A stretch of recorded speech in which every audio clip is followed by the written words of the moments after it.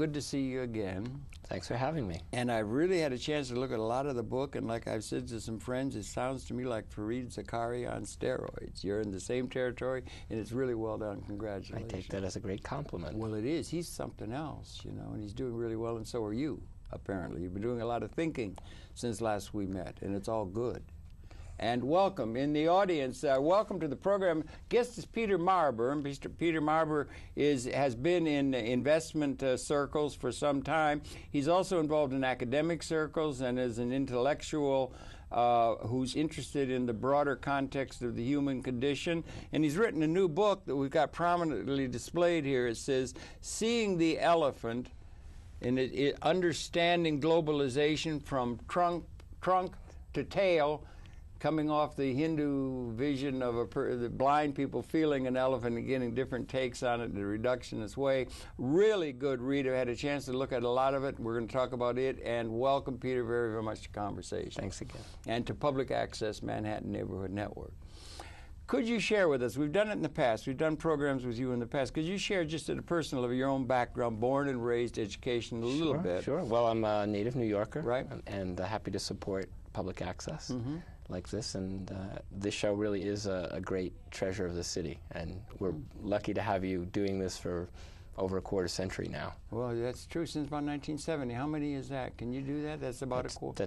That's 29 years. Yeah, I got started about 1970, yeah. As did the cable industry. Yeah, is it? Right. Yeah. Wow. Yeah. So yeah, I grew up here in New York, and I went to school down at Johns Hopkins, graduate work at Columbia. You did what work at Johns Hopkins? You were doing literature and things? I actually was. I was an English literature major there. That's really interesting. Maybe we could deal with that a little bit, because you dedicate the book to a great intellectual, and I was greatly pleased to see that. Maybe you could share that. Well, I dedicated it to Hugh Kenner, who was my professor, and I worked with him on independent study for 3 years at Johns Hopkins. Wonderful. That is a hugely interesting thing. He was a major intellectual. He really was. I mean, he certainly is my intellectual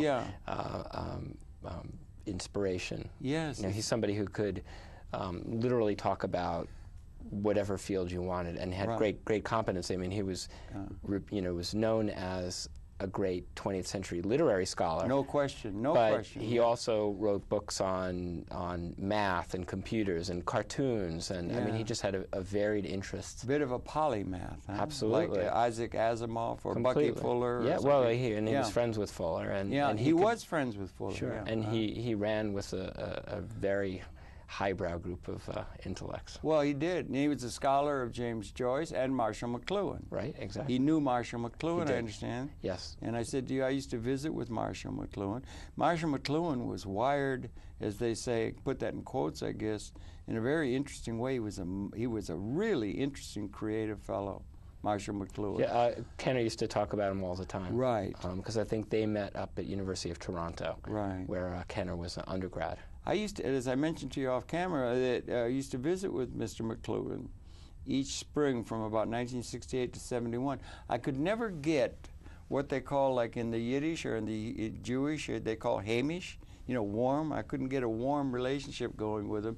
But his brother Maurice was welcoming, and they allowed that we could sit in on his class. And it was all about William Blake and James Joyce and literature, Harold Innis, and that kind of thing. It was really interesting, but I have great admiration for him and for the person you have an admiration to, and I congratulate. That's very interesting. You don't usually see that in books that are associated with globalization and the economic challenges and business and everything. I think it's a great grounding, if I may say so, for you. Oh, well, I think for this book, because my focus was not going to be actually specifically on economics and finance. It's an element of the book, and it's an important element. Sure is. But I also wanted to talk really about a lot of public policy issues in energy, the environment, security, immigration.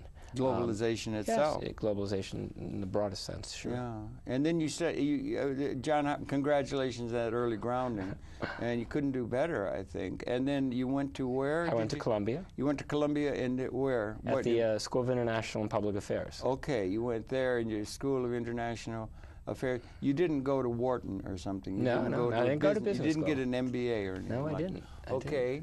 You're interested in public affairs. I was really interested in International international affairs. I was interested in affairs, right. This was in the mid '80s, and it was the beginnings, I think, of what we would now, if we could look back, it was the real beginnings of globalization. Yes. Because it was the beginning of globalization of information. Cable is a huge part of that, and it is. And then, of course, a few years after I graduated, you have the fall of the Soviet Union, you have the opening of China, you have the democratization trends all throughout Latin America and parts of Asia, and giving birth to what we now think of as a globalized world. Right. And it's all happening so very quickly. It's sort of like a quickening in a pregnancy, it seems to me. And the pace of change, the extension of technology and the ability to use technology, the pace of the change is increasing almost exponentially. Absolutely. It would seem like a quickening within a pregnancy. Sure. Well, I think that if you look at previous waves of technology adaptation and how it spreads globally, what we've seen in the last 20 years has been unprecedented. Because the introductions of what, in the last book we talked about that I wrote, genius technologies that truly revolutionize the way people live. If you think about when electricity came into the world 100 years ago, 100 or so years ago, it took a very long time to get the world wired. Sure. In fact, there's still billions of people who are actually still living without electricity. Rural electrification. Exactly. It took a long time. Yeah. But in the case of infotech, that's sort of maybe the broadest way to describe the recent genius technologies that have been introduced to the world. It's been very quick adaptation. You don't have to lay cable to put a telephone in reach of people now. You just have to give out handsets because satellites are popped up in the world. And it's amazing? Amazing that just in the last 15 years, over 1 billion more people have been connected through telecommunications, let alone talking about the internet and all the other technologies that have come. Yes, and they're not only being connected just in even voice, it's now like even video. Sure. And it's morphing. The video, like say YouTube video multimedia, is now morphing to the cell phone. And you got cell phones in the hands of virtually everybody. We're going to end up, each people can have a television. We're going to end up with 6 billion television channels. The equivalent, yeah, sure. Yeah. Well, it is interesting because when you look at the amount of commodities, goods, people, capital, germs that now cross borders. Swine flu. That didn't cross borders some 50 years ago. Particularly some new ones. Yes, absolutely. Yeah, very worrying, and information and disinformation, that cross borders. It is truly a breathtaking time to be alive because you really just have never seen it. And that's really what prompted me to write the book, is that there's so much crossing borders now that people don't really have a good handle on what globalization is, at least in the big picture. Right, and the big picture can be put in very large dimensions, maybe, against I guess the first tool, what was the first tool, a stick? You have a stick, and then you get a club, and then, it goes a couple 100,000 years we've been here. Exactly. And so it's 10,000 generations, more or less. Yeah, what's amazing is how many generations. You think about, we have, I think, maybe a couple million years of human history, and not human. No, we had hominoids. Well, but Homo sapien is about 200,000 years ago, all out of Africa. Sure. Well, so in 200,000 years of let's say recorded history. No, if I may, I don't want to be corrected. Not recorded history. For most of the time, we were wandering about, probably running away from big cats that ate us with alarming regularity on the Serengeti Plain for 200,000 years. It wasn't about 10,000 years ago we got to civilization through agriculture and then finally writing and civilization. But that's relatively recent, just the top of the cake. But think about this, it's only in the last 100 years that we've developed any capacity to truly advance living standards, extending life and increasing daily caloric intake and stamping out infant mortality and raising literacy rates. All of those things are just really like a speck in time. It's true. It's hard to, it's like an eye blink, really, it really is. Against the longer sweep of history. And that's part of the reason that I think globalization is sort of misunderstood. People don't realize the miraculous time that we really are alive, and how fast things are changing, how lives have changed. Of course, here in the United States, life expectancy has been pretty long for, maybe 3 or 4 generations. But, you go to parts of the world, in Africa, in Asia, Latin America, in 1950, life expectancy there was not more than maybe 40 years. And of course, today, it's been extended out to about 65 years. In Africa? In most of the developing world, on average. In most of the developing world, which contains most of the world population. You have a sentence in there like 10%, 90%, is it 80%? 85% of the world's population. I underlined that. Yeah, that was really interesting, is in the developing world. In developing countries, right. Yeah, my daddy was born in 1899, and he was buried on his 48th birthday, and that was the average age of a male born in the United States in 1899, was only 48. I know, exactly. Now it's got to be 78 or 80. It's almost 80 years. And advancing. Exactly. Women are even a couple of years. Pardon? Women are actually a couple of years longer than that. Why do women live longer than men, do you think? Have you got that one figured out yet? I didn't go to medical school. I went to Johns Hopkins and studied English, not medicine. Well, you might have been able to get into a talk, or, you haven't got it all figured out, the female side of things and what women are all about and what do they want, Mr. Freud wondered. You got that one down yet? A little bit. I have 2 daughters and a wife. Right. I had to live with them. I'm getting better insight. But then, you did all that. That was good, doing international geopolitics. You were interested in that, Hans Morgenthau? Sure, all that. And all those international theories, Kennan and the containment and the things that motivated the political process, as well as the economic. And actually, that's just interesting, because when I was there, really, I think what I had developed, and actually what was being taught really up until the mid-'80s, was a very kind of post-war view of the world. Okay. Post-Second World War. Yes, post-World War II. Yeah. Meaning there were sort of, there were the capitalists, and then there were the communists. And that's how the world was sort of split. Bipolar. And of course, with the fall of the Soviet Union and China's adoption of free market reform, suddenly, it's getting tougher and tougher to find a communist. I know. It's not the commies. You can be a commie now without any problem, I think. Mr.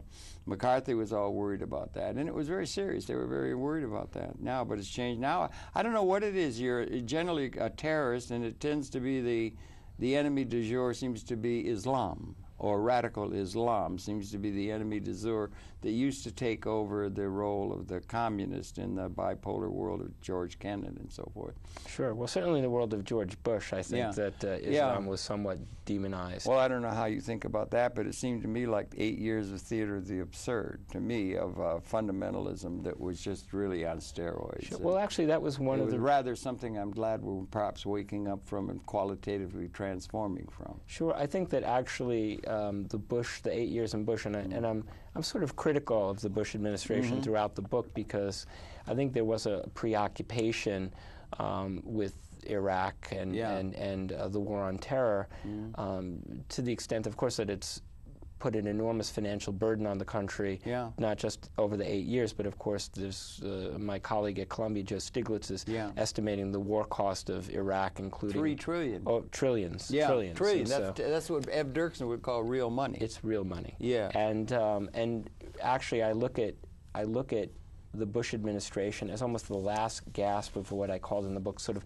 micro-domestic thinking and having a micro-domestic worldview. As opposed to quantum? As opposed to what I'd call the macro-quantum worldview. I like that. You like the term macro. Did you coin? Have you got it trademarked, young man? I mean, macro-quantum, can we use that term? You can use it. We can. I haven't trademarked it yet. Don't have to get a licensing fee back to you or something? No, I'll give it to you for free. Oh, thank you. I'm so glad to hear that. Yeah, that's good. But it really is it's a different world. I always think of the micro-domestic worldview as a kind of a 1950s-esque perspective on the world, where you have a kind of a present, or maybe at worst like a past time, a historic time bias, versus a kind of a forward time bias. And you think the world is very certain and predictable, and yet the world actually is quite uncertain, and there's a lot of unpredictability and ambiguity, particularly with cross-border relations. And, absolutely. I think that the Bush administration also emphasized a kind of view that you could control, or that control was actually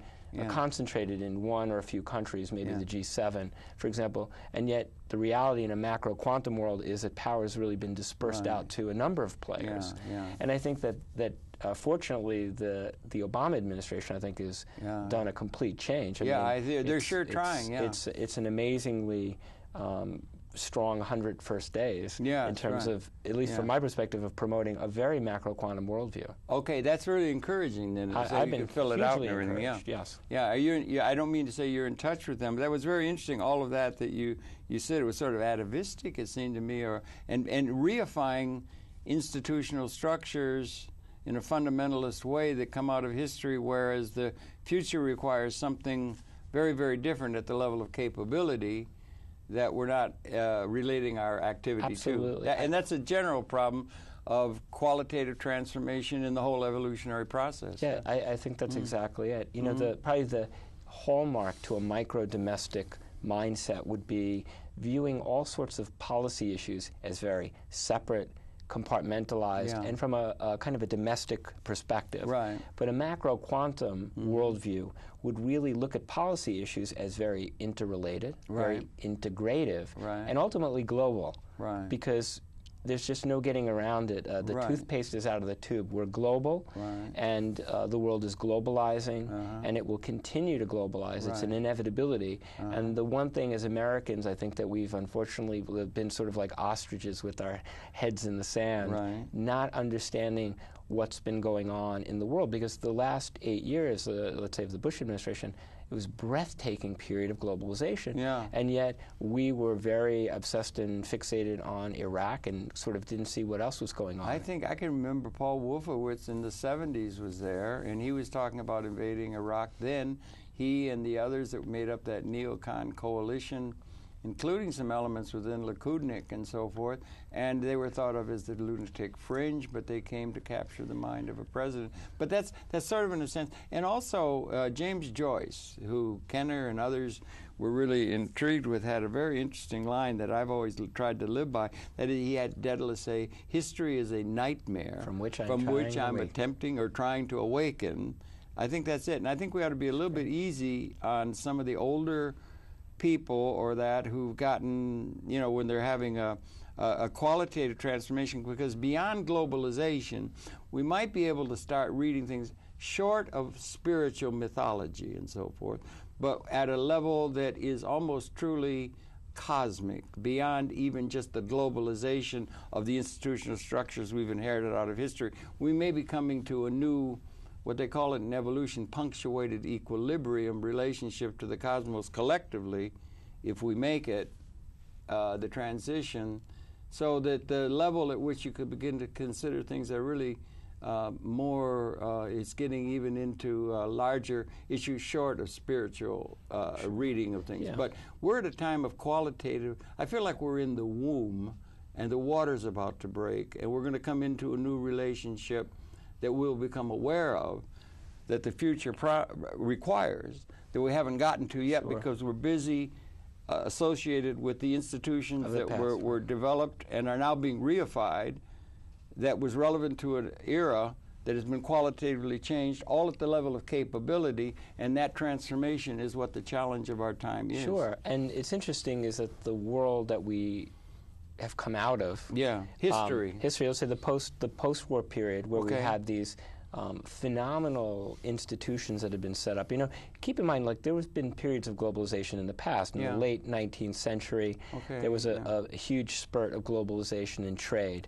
And what was interesting is that it began to get very competitive around the turn of the century. And then we actually had a little bout of protectionism. And a lot of people cite that as giving rise to suspicions and trade blocs and alliances and military arms races in Europe that ultimately led to the two wars. And but the problem with that period too is that at that time we didn't have any forums to kind of diffuse the tensions and to try to smooth things out. No UN. So I was going to say, so just think about what happened after World War too. In 5 years, think of the sort of visionary thinking that was going on at the time. You birthed the United Nations. International Declaration of Human Rights. Exactly. The World Bank system, Bretton Woods. You bring out NATO, gets formed. The OECD, the Organization of Economic and Cooperation and Development. That's right, All of this in about 5 years. Marshall Plan. Exactly. And even like the UN itself. I mean, just think about FDR and how forward-thinking he was. He took China and said, you know, it's a poor country, but he said, you're going to be a permanent member of the United Nations and the Security Council. He did. I didn't know that. Yes, they were one of the permanent five. They were named as Franklin Roosevelt? Roosevelt was the one who underscored the need for that. And what is amazing is that, so all those institutions did a phenomenal job in paving the way for the globalized world that we live in, things that have helped us raise living standards all around the world. And what's interesting, though, is for the last 10 or 15 years, particularly in the U.S., we've kind of neglected those multilateral institutions. They all need to be updated, modernized. They need to evolve in ways that I suggest in the book to try to deal with this new world. And you know, I have this one sort of metaphor in my mind for how the world has changed. I said, you know, in a micro-domestic world, a post-World War period, we looked at the world like, think of a chess game for economics, a separate chess game for politics, a chess game for immigration, and we would play that game. I said, but the macro quantum world actually would see chessboards three-dimensionally, like one stacked on each other. They do have that, Yeah, absolutely. If you Star Trek. I have a hard, but no, but the idea is simply that we don't only worry about the chess game on one plane. We have to worry about it vertically. We have to worry about diagonally, meaning that a move here can actually alter something there. And you had a line, a brain surgeon would never not monitor heart rate and so forth as the operations taking place. They would be thinking in a comprehensive way. That's a great example, too. If you go in for an operation. It's your example. It's in your book. Thank you. Okay, well done, Thanks for reading it. Yes, yes, that's true, that you would monitor so many different variables before performing an operation. And it's the same thing with crafting policy. We would think about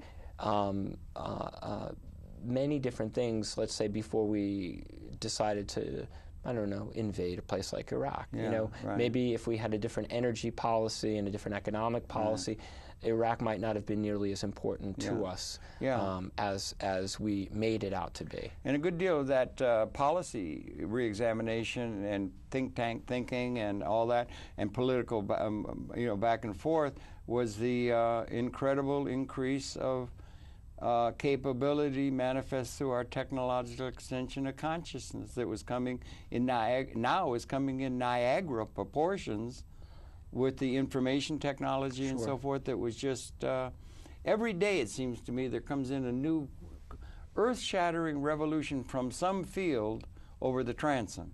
Every day. It's so exciting. Well, when you think about, we talked about it, if you think about how many people are connected and how much intelligence, the sort of neural net that now exists that didn't exist 25 years ago.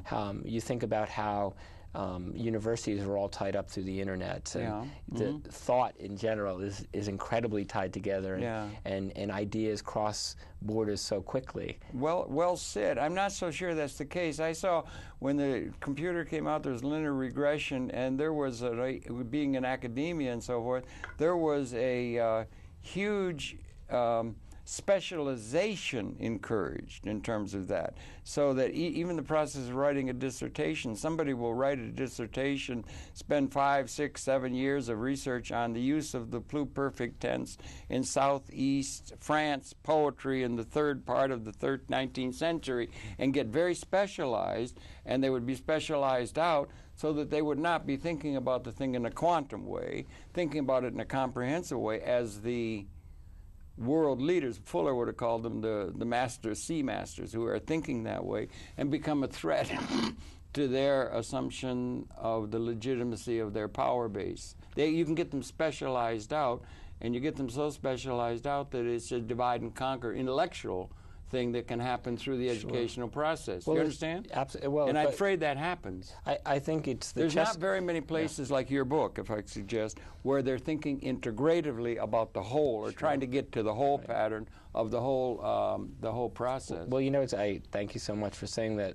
It's interesting. If you go back to the chess analogy, it's like it's not that easy to play three-dimensional chess. You know, you have to. I can't play first. Yeah, it's hard enough to play one game, let alone to worry about that this move here is going to actually affect you on a different button. So you know, I can understand people's fumbling, you know, with all these issues right now. It's not that easy. It's very complex. And in fact, the system is incredibly complex and it's incredibly fragile. Right. I think the Danish physicist Per Bach came up with that sand pile analogy. I don't know, what? You know, that was the analogy that you can start with a little pile of sand and you keep adding one little grain the grain of rice, and then suddenly, and it looks like you have this very solid cone, and they drop one, and all of a sudden, poof, it all collapses. And I think actually we are kind of living in that time where there is a kind of a complexity, and people don't really understand it, and they're actually seeing, it looks pretty stable. I think people would have thought, for example, after 8 years of record global growth from 2000 to where we saw the global economy output had expanded by about 40% over that period. It looked like a phenomenal thing, like we had licked economic and business cycles, and suddenly we had a little tiny grain, let's say the Lehman Brothers. I think it was Lehman Brothers that really did make a difference. That sort of collapsed the system, and not to say that I was forecasting anything like that, but actually my book says that even though things looked relatively good, that the system was somewhat fragile. And it would have been hard for us to adapt all these institutions maybe without a crisis that we've now had. I think that it took a crisis to get people to think. For example, if you look at some of the suggestions that President Obama has had already, again, the first 100-odd days, last week it talked about denuclearizing. That's an amazingly bold I wish it was being carried out in real terms. Well, I mean, the fact that anybody's at least talking about it. I mean, I talked about, actually, Henry Kissinger and some colleagues, Cold War colleagues, had talked about a nuclear glide down. The concept of actually saying, well, you know, we lived this whole post-World War II period with nuclear deterrence being literally the hallmark of our defense strategy, and suddenly that actually doesn't work anymore in a macro quantum world, right? Because how do you use nuclear deterrence with something like an Al-Qaeda? You can't really, because we don't know where they are. There's nowhere we're going to be retaliating. And in some cases, they might not even care if you retaliated. So the whole, that whole deterrence strategy has to go away, and suddenly we need a very brand new way to deal with the current threats, because the threats of the past are actually quite different than the current threats and the threats in the future. Very well taken. The trouble is there's so many things we could talk, because I want to get down. We're almost halfway through. We got to get to the finance and thing, your career in finance, or you're involved now. But the thing is, it's Norbert Wiener was in the room, or no, a friend of mine was in the room, father was in the room with Norbert Wiener when he termed the term cyber back in 1948 or so, and Norbert Wiener used to say information overload with the systems thinking. Information overload permits pattern recognition, so that you've got systems, and if you're thinking here, you can see that relating to this, and it makes pattern recognition. And there isn't enough of that kind of thinking that where they're seeing the overall pattern. And it is to a point now where I'm afraid those weapon systems, I've been trying to get research on it. Maybe you could help me. You're a good researcher, point me in the direction. I do believe now, since about 1970, the weapon systems that have been developed, been the leading source of financing of scientific research and development, has been weapon systems by nation states that want to gain a political advantage so they can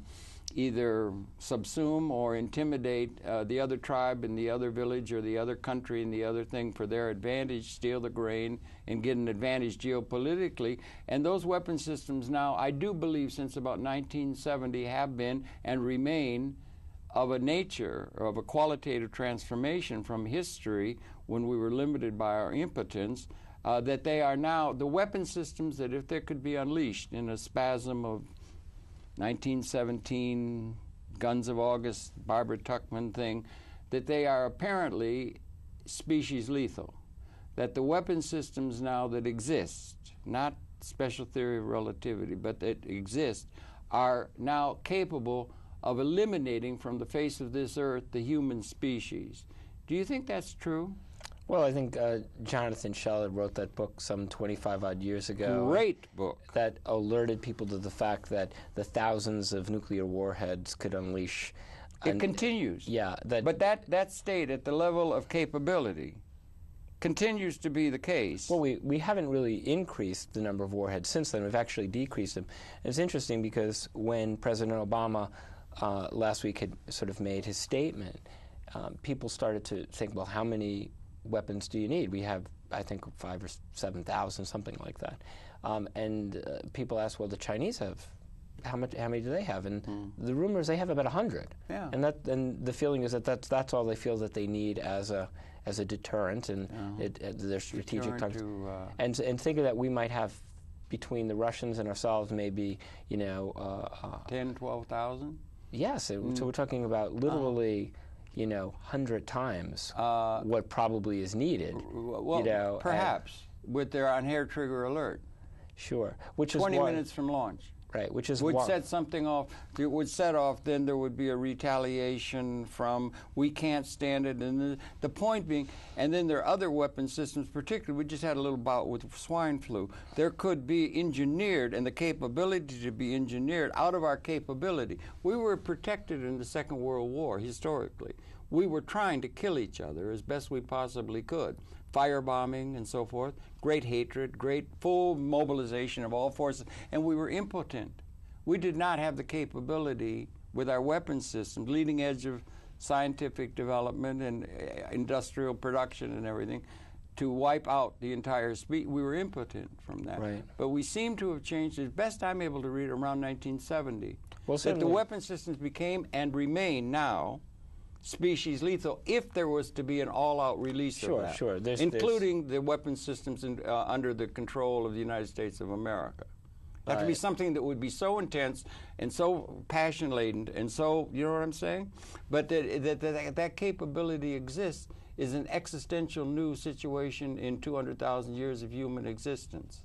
Well, like we just said earlier, a lot has changed in the last generation or two. Particularly the changes at the level of capability. Sure. It's not at the level of actual reality as we look at it. Well, there's also phenomenal possibilities that have also, and great benefits that have also come with all this as well. Thank you for that. So what would be, Peter, what would be on the averse side of that destructive, existential new situation in terms of our extended technological capability, which informs the whole economic and political process on the positive side, that is equally existentially significant, that makes possible something that we've not been able to realize through 200 years of human existence? What on the positive side is there resonatingly waiting to be discovered, blowing in the wind, as Bobby Dylan said, but is not ever articulated? Well, first of all, let's talk about what has been the case. Okay. Let's just talk factually. That since 1950, life expectancy for the human has extended by over 50%. About double. Right. Almost, in certain countries, it's double, but on average, going up, and it continues to. Daily caloric intake has more than doubled. Infant mortality rates have been brought down 80 or 90%. Literacy rates have tripled. So you get the huge change. People forget that 200 years ago, most people in the world were illiterate. Yeah. And now actually most of the world is literate. I mean, and you have billions of people versus millions of people 200 years ago. We're going to head for 10 billion, I think, by 2020. There have been sort of miraculous developments, and you could look at things like gender participation in economies. The United Nations put something out called the Human Development Index. Yes, I followed it carefully. It's and really it good. Continues to grind up. Even in the last 15 years and during globalization, you'd be surprised that the Human Development Index for the poorest countries has more than tripled. Oh, really? Yes. Okay, I have to go back and see. I haven't seen it for a while. More than doubled in middle-income countries, and even in wealthy countries like the U.S. has actually grind up a few percent as well, even though we're very close to a near-perfect score in HDI. So there really have been miraculous changes. So you do have the flip side to that technology. The destructive. The destructive side. Like yin and yang. Exactly. No, but how do you sum it? Like he said, those are a lot of details. Okay, those are some examples of what it is. But how does it add up to a pattern that begins to look at a level existentially significant that has altered the reality at the level of capability in a pattern that could be relevant in terms of informing our intellectual process of understanding things and the theorems and ideas that come out of history? My suggestion is, and it never comes up, is we have actually, at the level of capability, we have now transcended the ironclad laws of scarcity.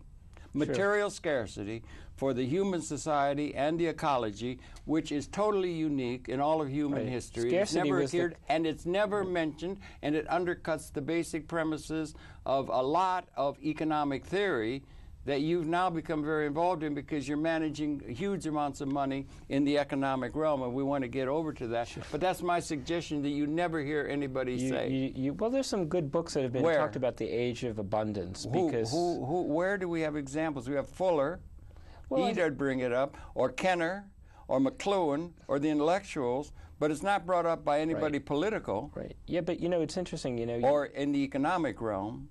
Well, I think, or in Mr. Geithner's thinking, or Mr. Obama's thinking as he announces it and all, they're still based on the labor theory of value and the thoughts that come out of our history of economic thinking and so forth. Sure. I don't see anybody saying, hey, wait, there's enough. And that it calls for new institutional ways of forming capital and distributing demand that are outside of the normal paradigms that we're busy reifying. Right. Well, first of all... And that'll bring us to economics, because you're involved in the economic realm now. Well, I think that, you talked about pattern recognition. Yes. And you have to sort of look at things in relatively long cycles. And I actually look at World War II as being a kind of an interesting crescendo about technology, because, think about the tens of millions of people that died, that was, sort of the worst... Awful. And we did have nuclear, explosions. Yeah, but it was not, it was just developing. But I think what's interesting is that I think when people saw the horrors of World War II, which includes mass extermination in Europe as well Russia as took a terrible crime. Exactly and plus the nuclear detonations in Japan. Yeah. I think, to be honest with you, those institutions that came out of World War II, the United Nations, were in response to that. And what's interesting is I'd like to believe, and I hope, that we don't have to have another horrific event globally to actually come up with new institutions. I don't think we can afford another horrific event as we've been doing throughout history. That's what I'm trying to say. Right. You could do it within the Civil War. You could kill 600,000, you fight, somebody wins, or you could go conquer a country or something like that. We've been playing those games throughout all of human history, but we can't afford it again, because it will set off a guns of August unleashing. Right, as he said, send off 5 or 6 atomic bombs from Israel, or somebody lobs one into Israel. We can't stand it. Never again. All of this kind of stuff. Or, a thing against Kashmir or against Pakistan now or something. Something like that could set it off, and you can't do that when it's species lethal, if they are. No, you're right. And why don't they make that available to us? Is there, in the full disclosure, is that really the case? Is that what we're doing? Is that the situation?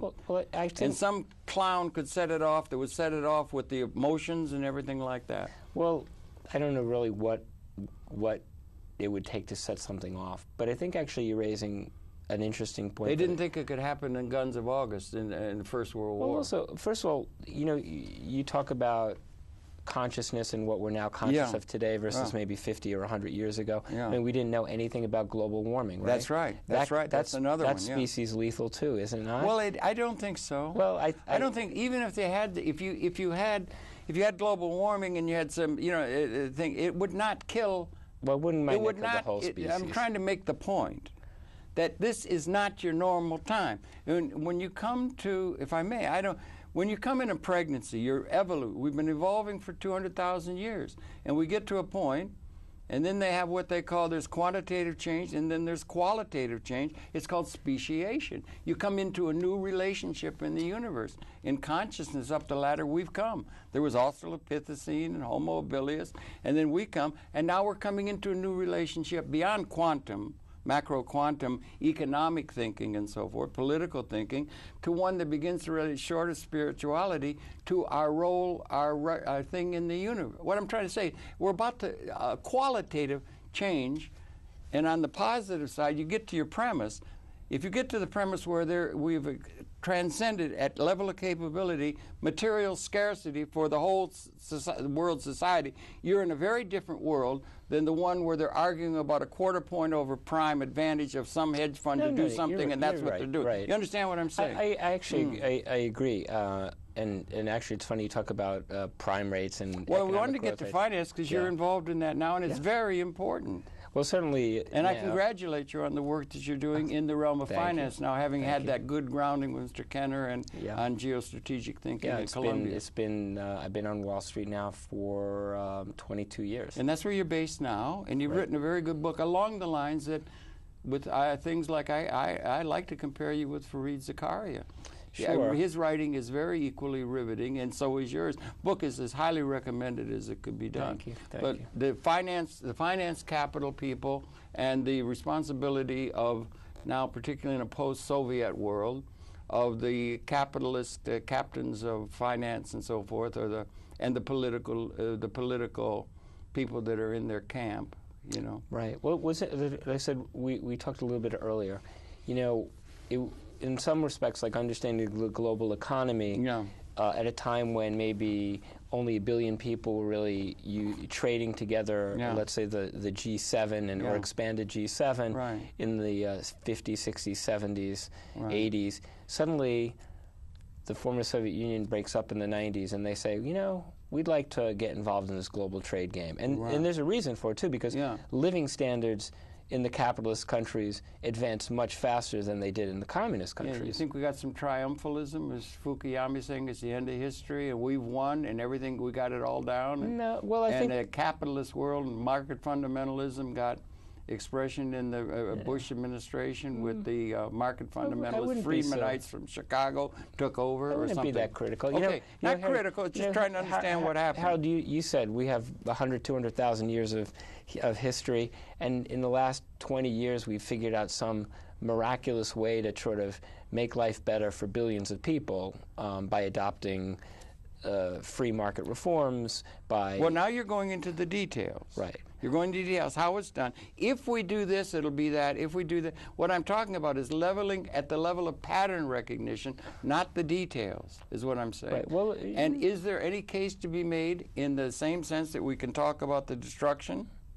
That we have transcended material scarcity as a reality at the level of capability by the human society for all of humanity rather than just the few who live in the castle on the hill as they have done out of all of history. Well, first of all, we certainly have the knowledge to... And capability. And capability to... Supply chains. And to raise living standards for everybody. We lift people out of poverty. And I think poverty, actually, I devote a whole chapter to it. You do. Very good. It's certainly something people don't want to talk about, but yet why not focus on that? There's a great economic opportunity for the West and wealthy countries to engage poorer countries. But we do have that capability. And like you said, we also have the capability of wiping life out all around the world. Yeah, but what I'm trying to get at really, Peter, is existential.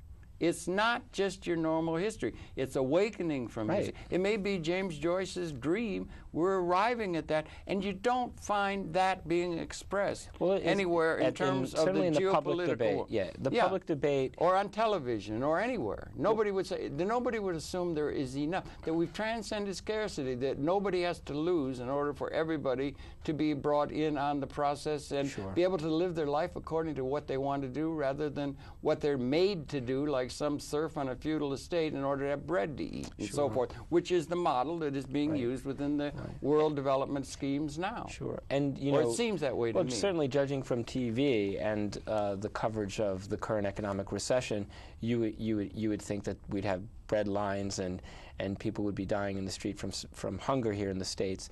You know, a recession. It's funny because we forget that, you know, all around the world. And I visited about 22 countries this year just to kind of see what's. This isn't in your work now. We should say you're involved with a major fund. Sure. I mean, I manage money. We typically are investing in about 50 countries around the world. Okay. And one of the most interesting things is in the early part of the year, in January, February, March, I wanted to go around the world and see how is the rest of the world viewing this current economic crisis. Right. And what's interesting subject, and of course, the most interesting comment I had was from somebody when I asked a finance minister in the Philippines, in Manila, how are you dealing with this crisis? I said, it must be really, really difficult. And he looked me in the eye and he said, Peter, this is the Philippines. Every day is difficult. We know from difficult. And you forget. And you forget also, if you're in China, that sure, there's been a miraculous spurt of growth over the last 10 or 15 years, and a lot of people, hundreds of millions, have been lifted out of poverty. And yet the Chinese government still has 500 to 700 million more people that have to be lifted out of poverty. And they get an awful lot of people trying to protest in a situation where they've censored the Google and they've censored things. There's a lot of things on that. Sure, but they're wanting to keep their eye on Karl Marx or something as a way for power. It doesn't look very much like Karl Marx is in order. It looks like a regular full-blown capitalist kind of thing going on with gated communities and all that kind of thing. Well, it's a country in transition. Not everybody lives in way. In fact, it'd be an oversimplification to look at China almost as one country. It's really several countries. You're right. There's You've been there, and you're in touch with. Sure. I was there earlier this year. Okay. And, you go to Beijing. Certainly, parts of Beijing look like New York, but then you could just travel maybe 50 miles out of the city, and it's about as poor as. Right. Actually, I shouldn't say 50 miles, but certainly if you went 500 miles, you'd go to very, very poor, literally like a different country. And 80% of the people of the world are in the developing world, and the people, it serves well, I would say the system, maybe about 30% of the world population, and the lower 60 to 90% are not well served by the things that we're doing. The bottom of the pyramid. They're not. We don't pay attention to the people. We don't pay attention to the bottom. We don't pay attention to getting demand to them. Do we have outdated notions of economic theory that informs our political process? Do we need a new economic theory beyond Keynes or beyond Friedman, or who? Mr. Nixon said we were all Keynesians now, remember, in '72? Sure. What are we all now? What is it that's informing Mr. Obama or the world leadership in terms of economic theory? I'll tell you, whose theory is informing them, and who do we go to get some understanding? I'll tell you, it's an incredibly good question. And I think that this is actually how I wrap up my book. I don't have a huge answer, but I certainly raise a question you do. I think that the real problem, and this is something where you're asking, how can we make a quantum leap in our thinking? No, to get aware of it. To be aware of it. No, as a lodestar. Sure. And I think that I would say that the biggest problem in the post-war period, in terms of public policy, public debate, intellectual debate, is an overfixation on gross domestic product as our end goal.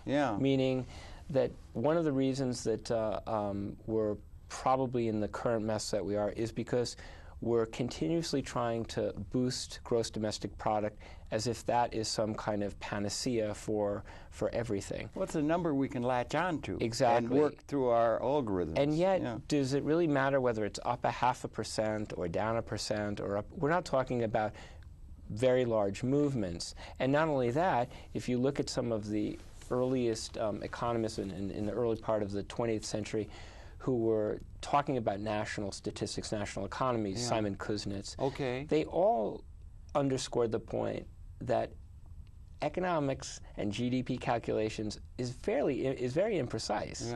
It doesn't. It's not nearly as precise as you would think. And to fixate on a plus 0.25%, minus 0.25%. That's very important if you're writing a derivatives clause to a contract. It might be, and it's certainly important if you're running for office and you'd like to say that the economy is expanding by X%. Right.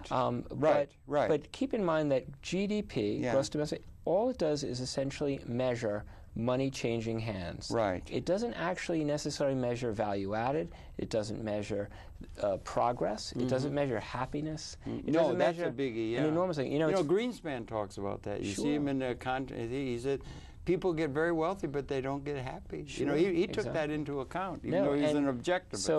So what's interesting is when I was doing research on the book, there are other ways that we could theoretically view progress in society that is not simply that focused on GDP expansion. Yeah, I think you're right. And so as soon as you begin to unanchor yourself from GDP, and I should mention, I really believe Thank you, in the post-war period that GDP expansion has been the anchor of every administration, not only in the United States, everywhere in the world. Yes. This is what our primary goal is. It doesn't necessarily say that our primary goal is to stamp out poverty or to expand life expectancy or to bring infant mortality, infant mortality rates up.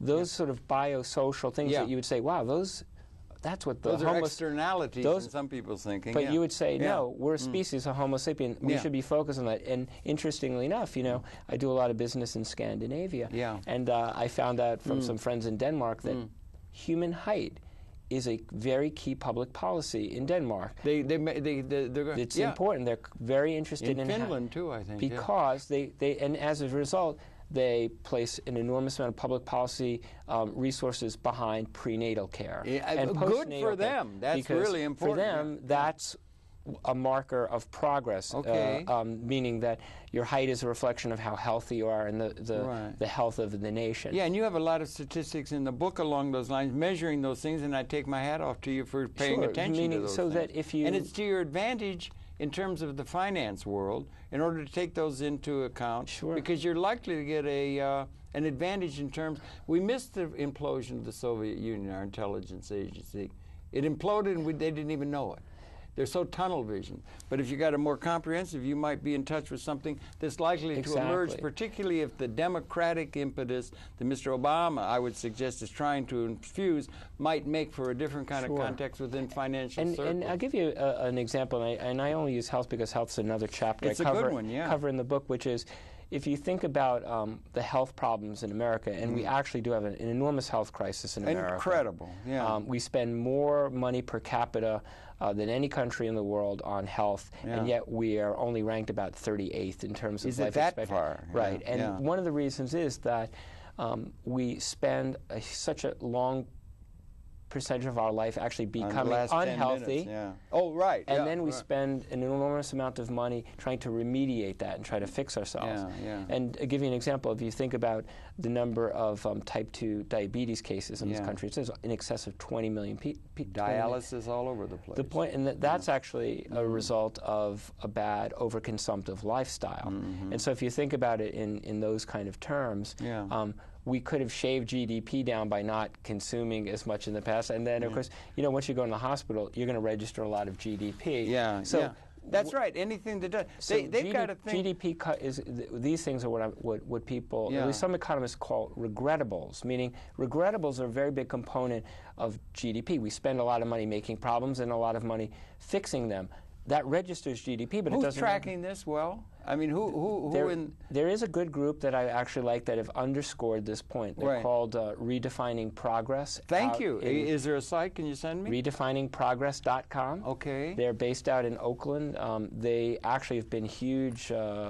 They've been a huge influence on my thinking about the way redefining progress. Redefining progress. Is it associated with a person like Friedman was associated with Chicago and that kind of thing in terms of the canon of economic theory? No, but they're the first people who have raised this notion that we need to think about the economy in more than GDP terms. Is there another author other than Peter Marber who has brought this to the fore for thinking about our decision makers and the larger operation? Do you understand what I'm saying? I'd like to believe I was the originator of this idea, but you should know got that trademarked? No, unfortunately, I haven't. I can use it. But President Sarkozy in France actually has a commission that's being headed by Joe Stiglitz to come up with a... Joe Stiglitz, the good guy. The good guy. Yeah. Coming up with a new progress indicator because of what I mentioned, because GDP is only giving us a small snapshot and a kind of a distorted snapshot of the human condition. And there are many different indicators now that are trying to take into account, for example, environmental degradation. Yeah, they used to call them externalities, and they didn't count in the GDP and all that. But now they're having to. Well, you think about it. If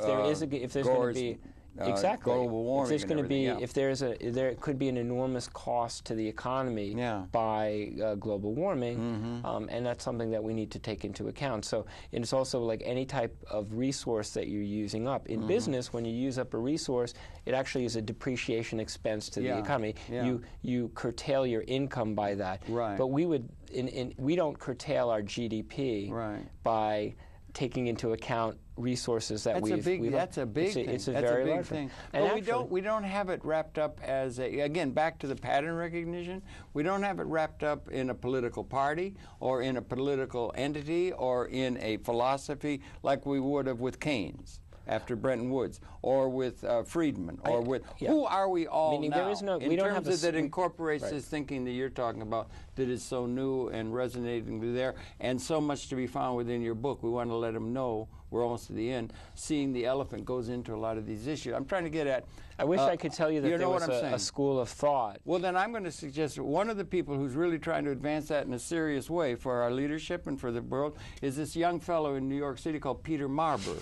And if you're directing... The Marber School? The Marber School, should we call it the Marberists?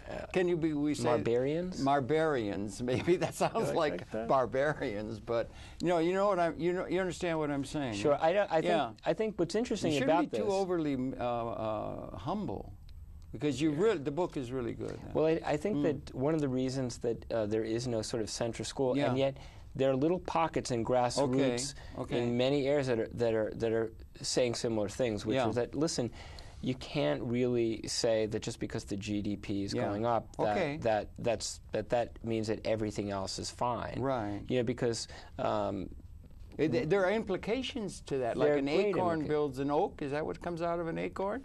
There's implications to that. Just like the labor theory of value has informed virtually all economic theory, we need something else. We need something new. Well, and you're moving toward that. It makes the information that this is timely. Well, I'll tell you something. I'm not the only one, because if you listen to President Obama's inaugural speech, one of the things he said is, like most of you Americans know, that there's more to the economy than the size of the economy. No, he said that. And he knows. But they're still only distributing income according to labor criteria to the masses of the people. The assets, the combine of asset ownership of technological capability is all owned by a handful of people all around the world. And I'm glad that they're in the catbird seat like the kings of Europe were, but they're going to have some way of distributing ownership of the capital instruments responsible for technology, and not depend upon the labor theory of value to distribute demand to the people of the world, because it's not going to work. Keynes said you're going to be confronted with technological displacement of labor in the productive process, and it's not just a cyclic thing, it's a larger thing. And I'm just wondering where's the inspiration coming for the leadership of the world to set their patterns in a way that the future requires. That's all I'm looking for. Well, it's interesting. Of course, Marx was they were all waiting for, they were all waiting for the revolution, right, for the moment. And, Spartacus. But I don't necessarily think that you'll see any massive revolution. But I think what you will do, and certainly I think that this crisis that started in the economy, been hit upside the head. And not just here in the States or in Europe, it's hit the whole world, that everybody is doing a little bit of a rethink. I mean, people are certainly firefighting right now, and so that's why I don't think we're having big, grand, public intellectual debates. No, but we are, and thank you. And they can't do better than repairing to your book to get some grounding in these things to help solve these kind of questions. Your pleasure, the perceptions. Peter Marber, a very bright young man, as you can see, who's doing very good work. His book is highly recommended, Seeing the Elephant, Understanding Globalization from the Trunk to the Tail. And I congratulate you enormously on the book, and thanks a lot for coming in. Thanks for having me. My pleasure. Tune in. We'll be coming back again tomorrow.